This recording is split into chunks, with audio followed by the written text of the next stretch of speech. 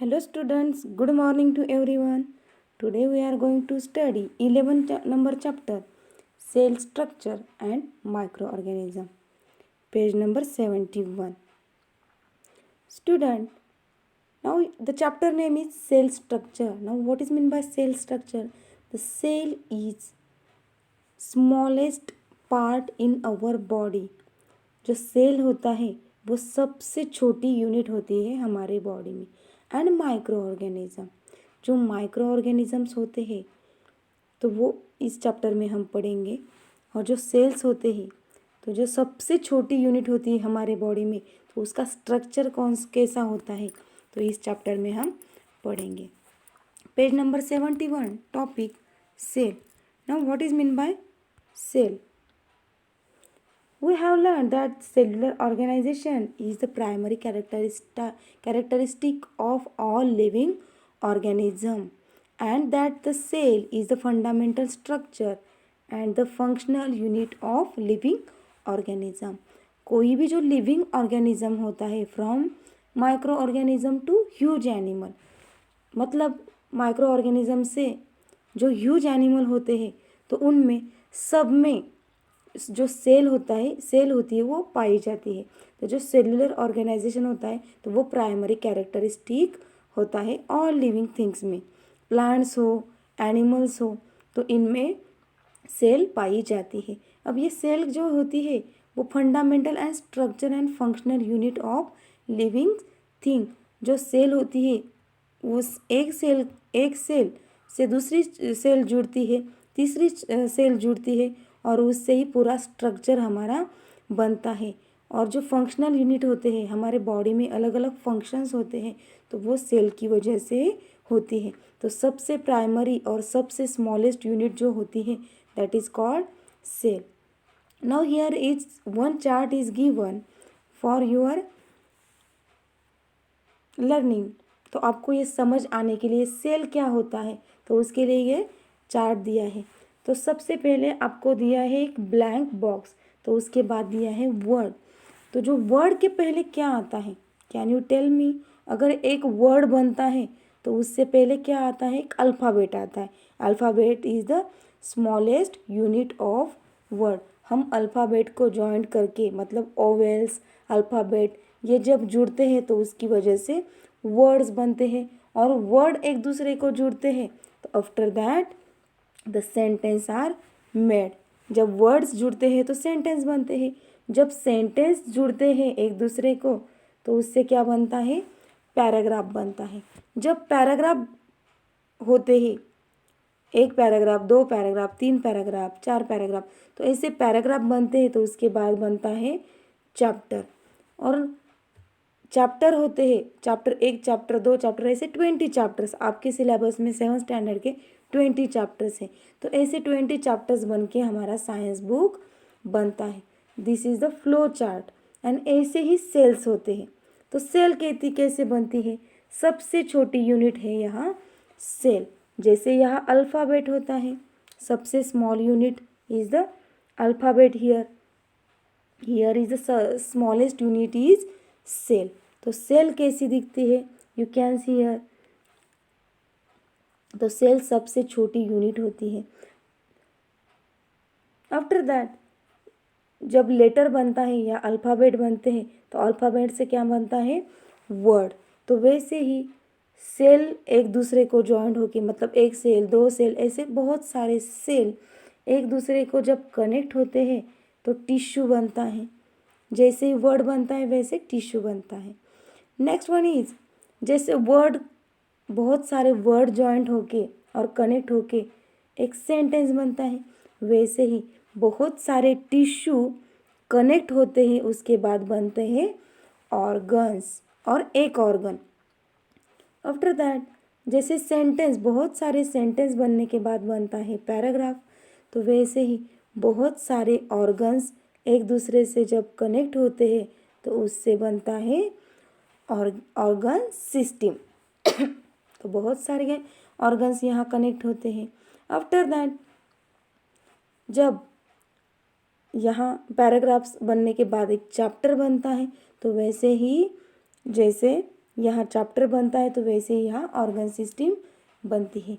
जब organ system internally होती है तो उसके बाद उस पर स्किन आती है, बोन्स आते हैं, पूरा स्केलेटन सिस्टम आता है हमारा, तो उसके बाद बनती है हमारी पूरी body. This is called cell structure. आया समझ में? तो ना जब हम ये सेल टॉपिक पढ़ा है तो ये सेल सबसे पहले किसको समझ में आया, और ये जो सेल होता है हमारे बॉडी में या कोई भी लिविंग थिंग्स में जो सेल पाई जाती है, तो ये इसकी जो डिस्कवरी है, तो ये साइंटिस्ट जो रॉबर्ट हुक है, साइंटिस्ट रॉबर्ट हुक 1665, तो इन साइंटिस्ट ने, रॉबर्ट हुक ने एक जो ओक का प्लांट होता है, तो उस प्लांट का जो बार्क होता है कि उसका सेक्शन निकाल कर एक माइक्रोस्कोप के नीचे देखा था, और उसके बाद उनको ऐसा स्ट्रक्चर उन्होंने देखा। तो उन्होंने क्या देखा एग्जैक्टली? तो hexagonal compartment like those of bee hive, जो मधुमक्खी के जो घर होता है बी हायू, तो उसमें जो कंपार्टमेंट होते हैं, ऐसे जो छोटे छोटे कंपार्टमेंट होते हैं ऐसे, तो वैसे एक दूसरे को जॉइंट उनको ऐसे कंपार्टमेंट दिखे माइक्रोस्कोप के under. He name those compartments cells, उन्होंने उन कंपार्टमेंट को किसका नाम दिया? सेल का नाम दिया। This term is derived from Latin word cella which means small room. तो इसी टर्म को लैटिन वर्ब में क्या बोला जाता है? सेला। सेल को ही लैटिन वर्ब में सेला बोला जाता है। अब जो ये सेला है तो इसका मीनिंग क्या होता है? स्मॉल रूम, जो छोटे छोटे रूम्स होते हैं लाइक दिस, तो इसी वजह से इसका नाम सेल बन गया। In 1838 two scientist means M.J. Sledin and Theodore Scaven formulated a theory about cellular structure which stated, तो इन दोनों साइंटिस्ट ने क्या स्टेट किया? All the living organisms are made up of cells and the cell is the fundamental component of all living organism. तो इन scientist ने क्या बोला कि जो कोई भी लिविंग ऑर्गेनिजम्स होता है तो वो सेल की वजह से तैयार होता है, और जो सेल्स है तो उनका क्या का फंडामेंटल कंपोनेंट होता है, मतलब जो सेल्स होते हैं उससे ही टिश्यू बनते हैं, ऑर्गन्स बनते हैं, ऑर्गन सिस्टम बनती है। तो इन्होंने ऐसे बताया। In 1885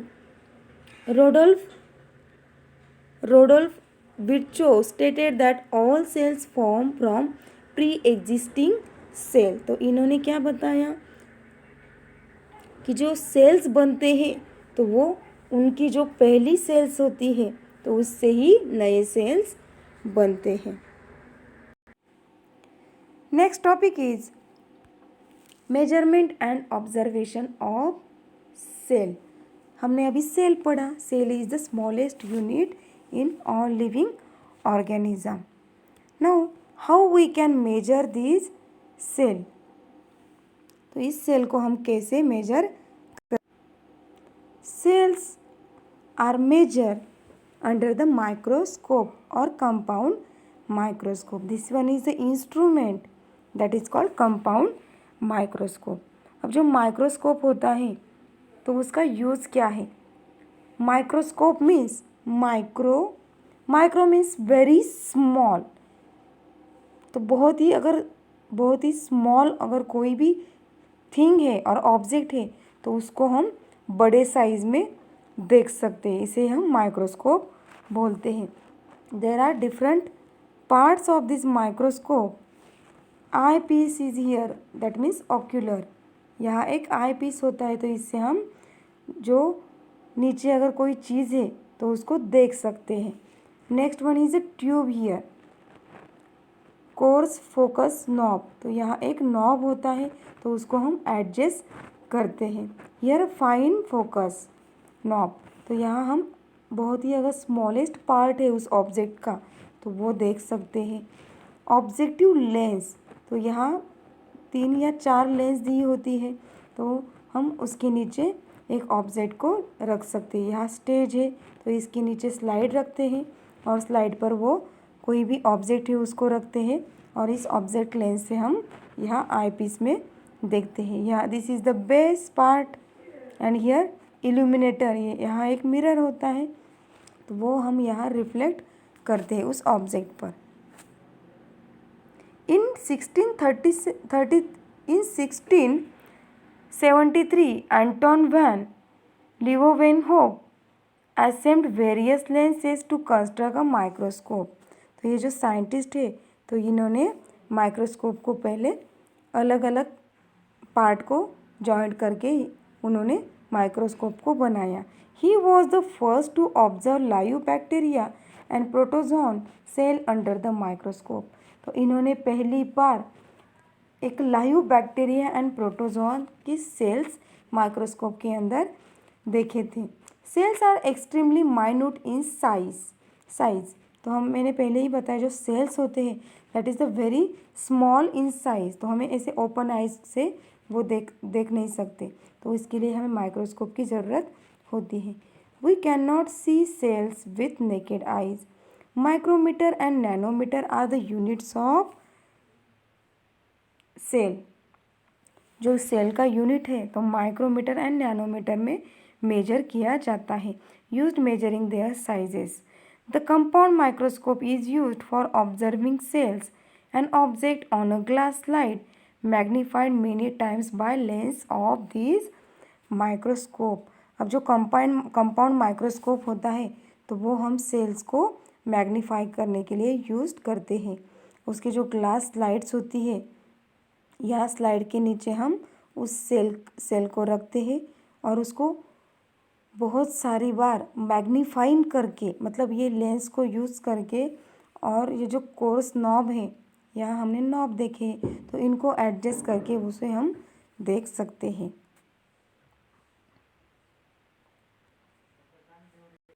here one practical for you. एक आपको ओनियन लेना है, उसका एक पीस यहाँ कट करना है। तो एक सेगमेंट लेना है, उसका एक पीस कट करना है ओनियन का, और उसी ओनियन को फिर से कट कर मतलब जो हम ओनियन खाते हैं तो उसकी एक बारीक सी स्लाइड लेकर और सेगमेंट लेकर, दैट मीन्स कॉल्ड मेम्ब्रेन। तो उसको हम मेम्ब्रेन बोलते हैं। तो उस मेम्ब्रेन को जब हम लेते हैं और माइक्रोस्कोप के अंदर देखते हैं तो ऐसे सेल्स हमें उसमें देखने को मिलते हैं। तो you can see here the onion cells seen under a compound microscope, and these cells look like some compartment, that means cella, and cella means small room। तो ऐसे कंपार्टमेंट देखते हैं हम देख सकते हैं यहाँ स्मॉल रूम जैसे, तो उसे हम सेल्स बोलते हैं।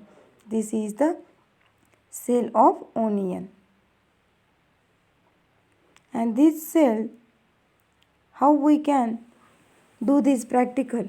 Take a piece or segment of onion and carefully separate a thin skin from its concave surface with the help of forceps। हमें एक ओनियन को कट करना है और फोरसेप की हेल्प से एक स्मॉल सेगमेंट उसका कट करना है।